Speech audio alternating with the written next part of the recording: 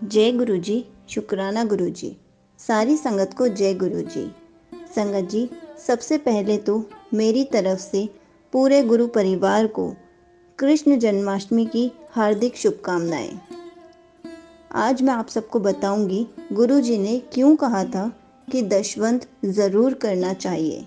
बहुत ही अच्छी इन्फॉर्मेशन दूंगी इस वीडियो में, इसलिए वीडियो को लाइक करके चैनल को सब्सक्राइब कर देना और कमेंट्स में जय गुरु जी लिखना मत भूलना।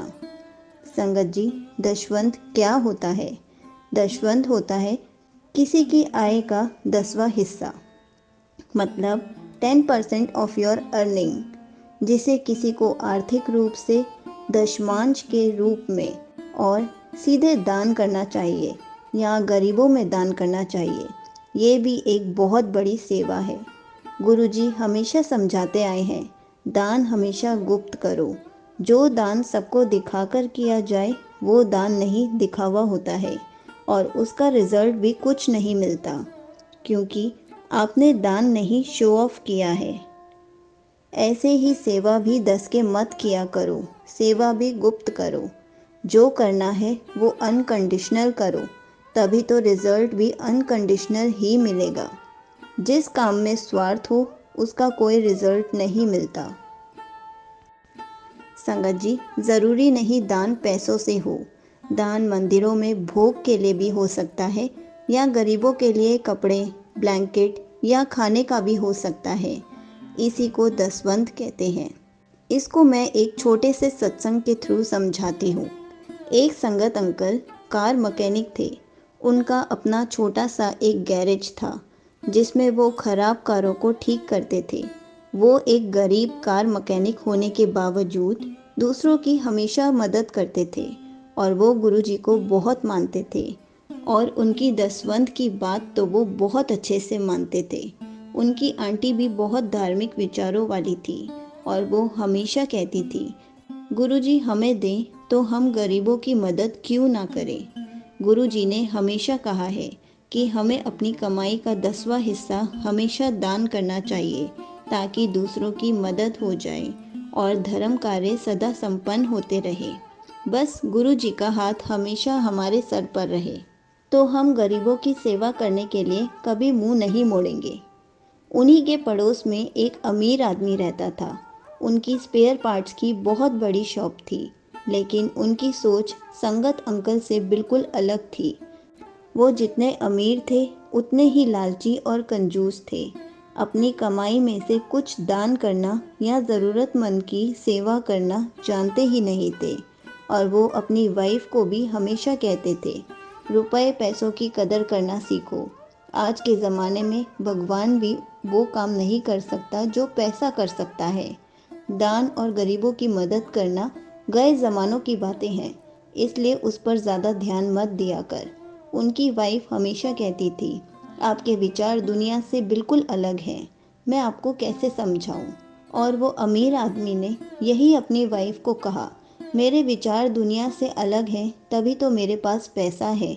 दान और गरीबों की मदद करके ज़िंदगी नहीं चलती।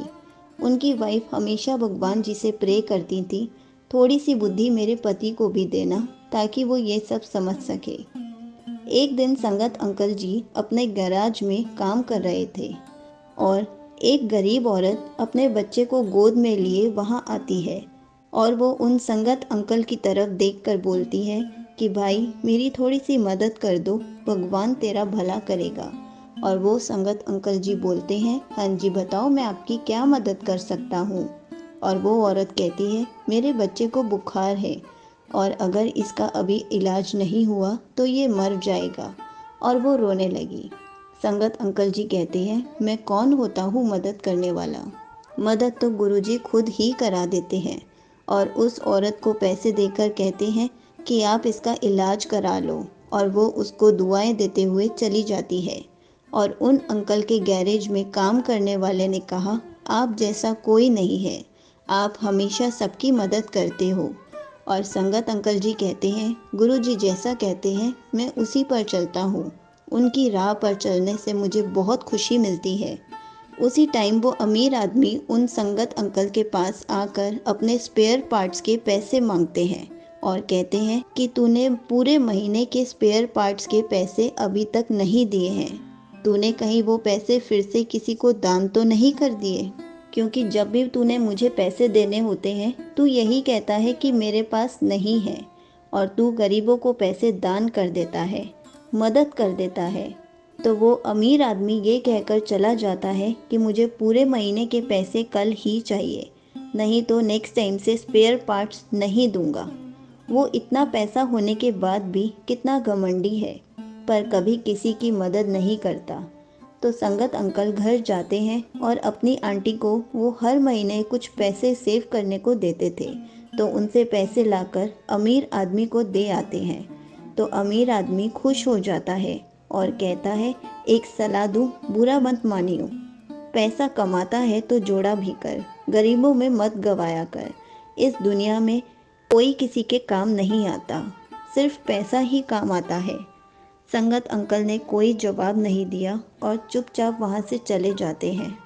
तभी थोड़े टाइम बाद कोरोना काल शुरू हो जाता है और दोनों को कोरोना हो जाता है। अमीर आदमी को कोरोना होता है, वो हॉस्पिटल जाते हैं और कहते हैं, डॉक्टर साहब जितने पैसे लेने हैं ले लो, मुझे एडमिट कर लो, मुझे सांस भी नहीं आ रही। उनकी वाइफ भी डॉक्टर को बोलती है कि प्लीज़ मेरे हस्बैंड को जल्दी से एडमिट कर लो, वो सांस नहीं ले पा रहे हैं। लेकिन डॉक्टर मना कर देते हैं कि यहाँ पर एक भी बेड खाली नहीं है और मैं एडमिट नहीं कर सकता।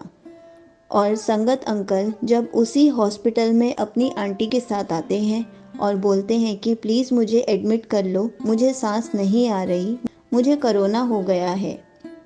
तो डॉक्टर को एकदम से याद आ जाता है कि जब मैं डॉक्टर की पढ़ाई कर रहा था, मेरे पास फ़ीस देने के भी पैसे नहीं थे, तो इन्होंने मुझे फ़ीस पे करने के लिए हेल्प की थी, नहीं तो मैं डॉक्टर नहीं बन पाता। तभी वो उन संगत अंकल को देखकर कहते हैं, अरे आप तो भगवान का रूप है मेरे लिए। आपने मेरे को पैसे देकर हेल्प की थी, मैं आपकी कैसे मदद नहीं करूँगा। मैं आपका इलाज बिल्कुल फ्री में करूँगा, और अगर यहाँ पर बेड नहीं है तब भी मैं कहीं से एडजस्ट कर ही दूँगा, लेकिन मैं ही आपको ठीक करूँगा, क्योंकि आपने मेरी उस टाइम पे बहुत मदद की थी। और उन संगत अंकल के लिए बहुत सारे लोग हेल्प करने के लिए उस हॉस्पिटल में खड़े हुए थे। और संगत अंकल को वो डॉक्टर अंदर ले जाता है ट्रीटमेंट के लिए, और अमीर आदमी ये देखकर रो पड़ता है और कहता है कि लगता है ये पैसा भी मेरी जान नहीं बचा पाएगा, और उन संगत अंकल को बिना पैसे के इलाज मिल जाएगा, क्योंकि उन्हें दान पुण्य का फल मिल गया। गुरुजी ने डॉक्टर को और बाकी लोगों को उनकी हेल्प के लिए भेज दिया। फिर अमीर आदमी को मंदिर में एडमिट किया जाता है।